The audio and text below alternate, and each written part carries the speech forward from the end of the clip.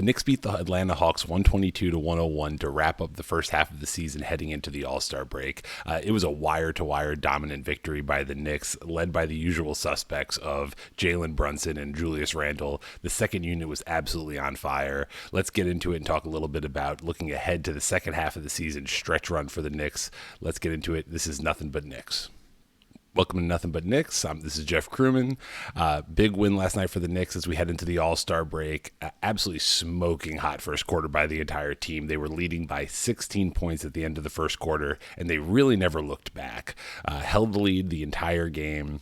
In the third quarter, the Hawks made a little bit of a run. You know, the Hawks punched back a few different times, but really did not seem to have the energy, seemed to already be on their vacation plans at that point. But the Knicks just counterpunched every time the Atlanta Hawks made a small run and, again, held this game wire to wire, big win. As we get into it, we're going to be talking about, again, our usual suspects, Julius Randle and Jalen Brunson, really leading us to victory. The second unit last night with the two Harts, Hart and Hartenstein, quickly, and with RJ Barrett in that unit, really looked good last night. Let's jump into some of the details. So Julius Randle was just, put his mark on this game right before he heads out to Salt Lake City for the All-Star break. He went for 25 points, 11 boards, and 2 assists, and he continues to just be a magician in the first quarter. He gets off to incredibly hot starts. One of the absolute best to be doing it right now. He's a top scorer. And he's actually the top three-point shooter in the NBA in the first quarter. He has hit 80 three-pointers in the first quarter so far this season. That is by far the league lead. And he really just helps set the tone. You know, sometimes he'll go a little quiet for a bit in the middle of games, but he is always on fire in the first quarter. Really sets the tone for this team, and I think lets the rest of the players really get into their groove. And then he's able to defer once the teams start to bring double teams because he can't miss shots. You know, really exciting to see him be able to be that spark plug for the team. Again, I feel like Jalen Brunson continues to be that steady force at the point, and as like the leader of the team. But for Randle to be able to come out and get on these hot streaks, especially shooting the three in the first quarter, it just brings so much energy, and it is such a hard thing to contest. You know, when a big guy like Randle who can get into the paint is also knocking down those shots, really tough to defend, makes this lineup even more formidable. And, you know, the Jalen Brunson snub revenge tour going into the All-Star break continued. I mean, it's almost getting exhausting talking about him, but I don't think I will ever actually tire of talking about Jalen Brunson. He went for 28 points, 9 boards, and 5 assists on another efficient night of 10 of 19 shooting. I think he was only 1 for 6 from 3, so it's not like he was draining the 3 ball. Could have been another 30-point game if a few more of those fell. His game is just so in control. The way he gets into the paint, and it just feels automatic. I know we've talked about it in the past. He is one of the best shooters in the league within 10 feet of the rim. And again, that is normally a statistic that is held for big guys, and Jalen Brunson just makes it look easy, makes bigger guys get off balance, and just makes those little floaters, especially in a game where Trae Young is on the other side. I thought Jalen Brunson was really the one showing off the floater last night. Really great to see. Hopefully he keeps that touch going down the stretch run.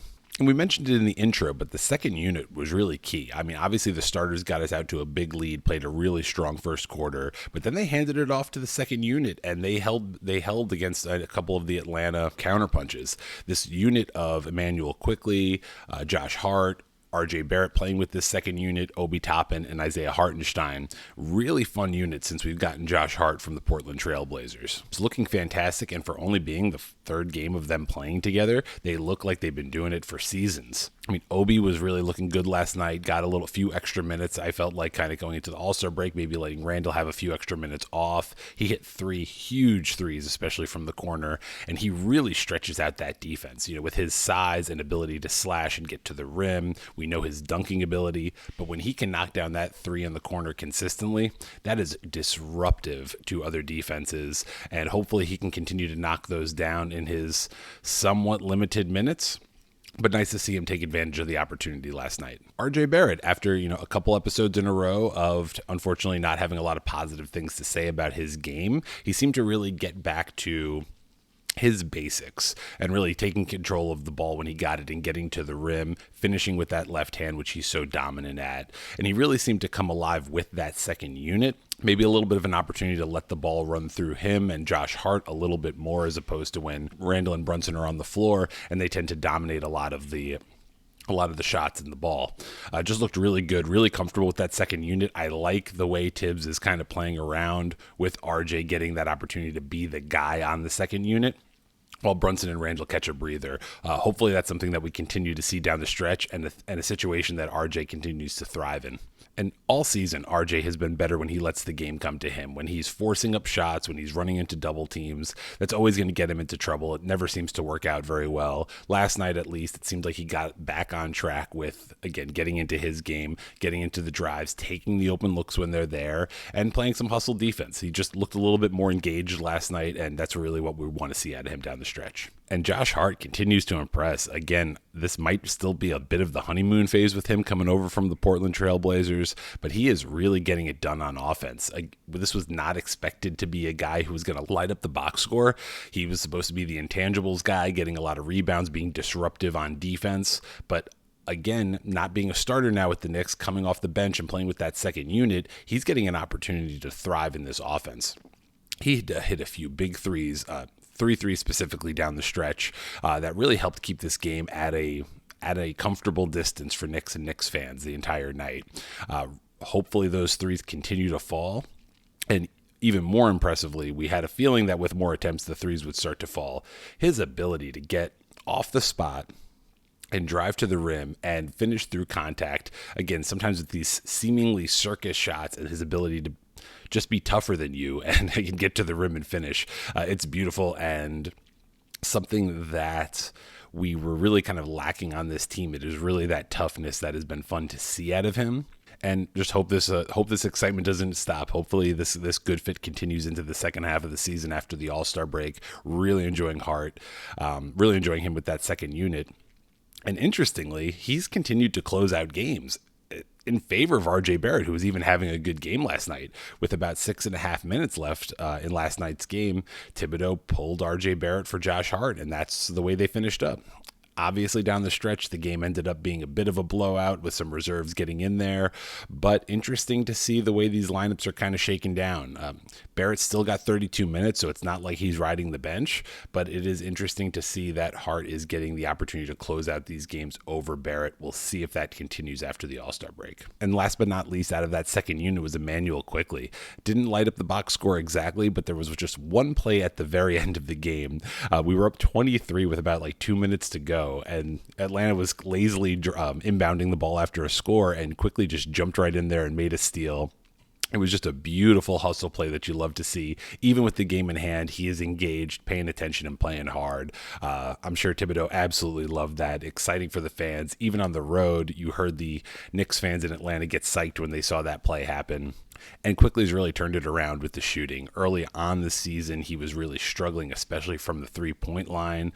But of late, he's really knocking them down. A few times last night, the Hawks were going under screens, and he was making them pay. I'm really glad to see Quickley continuing to thrive with the second unit, even with the arrival of Josh Hart.